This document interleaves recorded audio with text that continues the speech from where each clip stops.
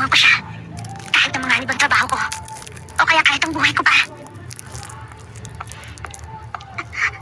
Ako si Amane. Nice to meet you. Ako si Canary. Nice to meet you. Sabone! Angko ka ng hiniliit mo? Akin na lang!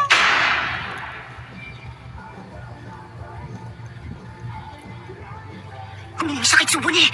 Hindi ngayon ang tamang oras para dito. Kahit nasabihin pang, hindi ko alam kung kailan at kung kanino hihiling si Nanika.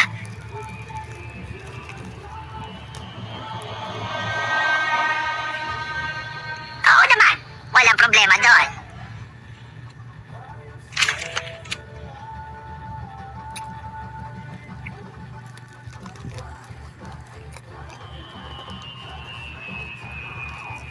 Master Killua, pansamantala magtatago muna ako.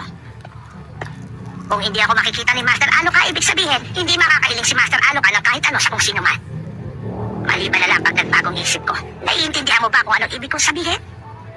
Pero syempre, lagi ko pa rin kayong babantayan at hindi ako lalayo sa tabi ninyo. Meron pa akong gustong hilingin. Buti mabilis siya. Ayos lang. Tama, may pag-asa pa rin ako. Hindi man ako pwedeng humiling, pero pwede akong mag-utos. Oh. Kuya Killua, galit ka ba?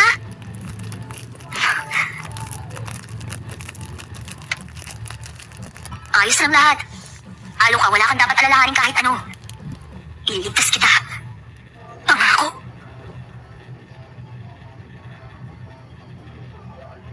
Hello? Oo, tama. Oo. Oo, ito nga. Master Killua nga ang tinawagan mong numero. Hindi. Hindi ko masasagot ang tanong mo. Hindi ko rin masasagot ang tanong na yan. Kung yan ang gusto mo mangyari, sige. Pwede naman, pero sabihin mo muna ang pangalan mo. Ibababa ko na to. Sino yun? Yung tumawag? Hello? Eto na! Leo yung pangalan ko! Ano? Pwede ko na ba kayo makausap si Killua? Shhh! Naku, sino nga yan? Ang tagal nating hindi nagkita, Master Leorio. Naalala ko na! Yung lalaki Maria! Papunta na si Master Killua dyan. At ilan kaming butler ng pamilya na kasama niya ngayon. Oo, para tulungan si Master Gon. Pero may mga kondisyon na istrikto namin ipapatupad. O ikaw, kondisyon para magligtas ng kaibigan. Nananaginip ka ba? Kung kailangan mo ng tagagising, sige, lalakasan ko ba ang boses ko? Mas mabuti tumahimik ka na lang. Anong sabi mo? Tinataya ngayon ni Master Killua ang buhay niya. Papunta siya ngayon sa inyo. Kahit ayaw ng pamilya niya. Siguro alam mo naman kung gaano ka-special ang pamilya ng Zoldyck. Kami ang nagtatakda ng mga kondisyon ha. Kaya tumahimik at makinig ka na lang. Goto, Opo, Master. Ipagpaumanhin niyo po. akin na, para mas mapadali tayo. Huwag ka mag-alala, wala akong sasabihin na hindi pwede. Isang pagkakamali ko lang nagot, tama? Oh, kamusta na? Killua! Pagdating niyo rito, iharap ko sa akin na lalaki niyan. Ano, ayos ka na ba? Oo, pero hindi ako pwedeng magbigay ng detalye. Magtiwala ka lang sa akin. Sundin mo lang ang sinasabi sa'yo ni Goto. Okay, sige. Nakausapin ko ulit siya. Huh? Ako na ang magtatanong ng kondisyon. Ako na ang kakausap. Teka, ano nga ulit yung sinabi mo? Lilinawin ko lang ha. Una, telepono ko to. Pangalawa, kausap ko ang kaibigan ko. Kaya bakit ko to ibibigay sa'yo para ikaw ang makipag-usap? Magandang tanong yan. Ang sagot doon, ibigay mo na sa akin ang telepono mo. Hindi, ayoko. Tumigil ka nga dyan. Okay, bahala ka. Pero may hihingin akong pabor sa'yo. Tingin ko sasabihin mo mamaya, hindi po pwede mga hihingin mo. Imposible yan. Kapag tama ako, ibigay mo sa akin ang telepono mo. Ako nang bahala. Kaya kong gawin posible ang gusto nila. Hello, Goto? Hindi, wala lang yan. Anong mga kondisyon? Sige, eto na ang mga kondisyon. Pagdating namin dyan, ang nasa loob lang ng buong ospital, dapat si Master Gon lang at wala nang iba pa. Kahit mga doktor? Oo. Ay, yung ibang pasyente? Hindi rin. Imposible ang hinihingi mo! National Hospital ito! Alam mo ba kung gaano karami ang mga tao na nasa loob ng hospital na to? Hello? Oo, naiintindihan ko. Ako na ang bahala sa lahat. Ano pinaplano mo? Malaking ospital to. At malaki rin ang parking lot nito. Maglalagay kami doon ng pribadong kwarto para kay Gon. Sisiguruhin namin malaya kayo makakalabas-pasok sa lugar na yon.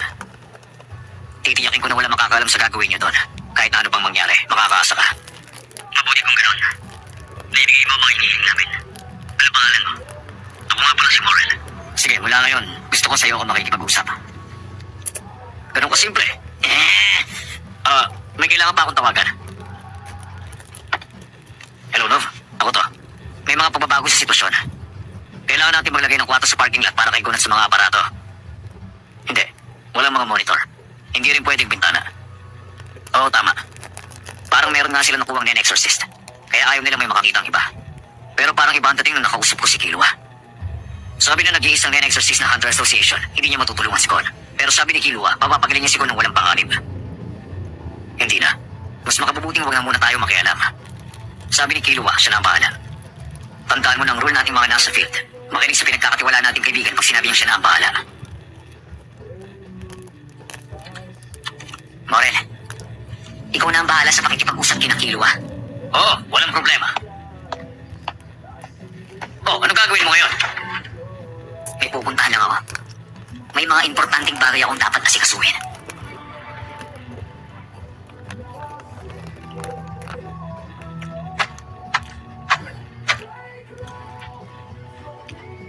Nakikipaglaban ngayon si Gon para mabuhay. Nasaan ka? Ano bang ginagawa mo? Bakit hindi ka sumasagot? Grabe ka.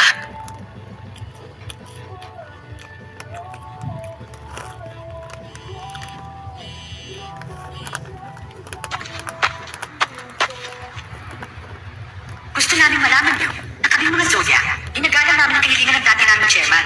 Kaya sinisikap namin matupad ang mga yun. At wala kami ibang inaangat kundi ang lalo mapabuti ang asosasyon natin. Kaya makakasiguro kayo na ang lahat ng boto nyo at kahit na sino pa ang boto nyo, hindi ito masasayang. Makakaasa na kayo sa bagay na to. Pero alam ko rin naman na meron ilan sa inyo na hindi masaya ngayon sa kalagayan ng asosasyon o may iba namang gustong baguhin ng kaunti ang pamamahala. Pero nakikiusap ako sa inyo, huwag niyo naman sana ipahiwatig sa lahat ang mga ganong saloobin ninyo sa hindi ninyo pagboto. Sobrang welcome kayo na pumunta dito sa stage at magsalita sa harap ng lahat. Ang mahalaga, sinabi niyo ang nararamdaman niyo. Makakaasa kayo, hindi namin babaliwalain ang opinyon ng isang minorya. Tingnan niyo, kasama natin ngayon dito si Jim Freaks. Taon-taon, hindi mabilang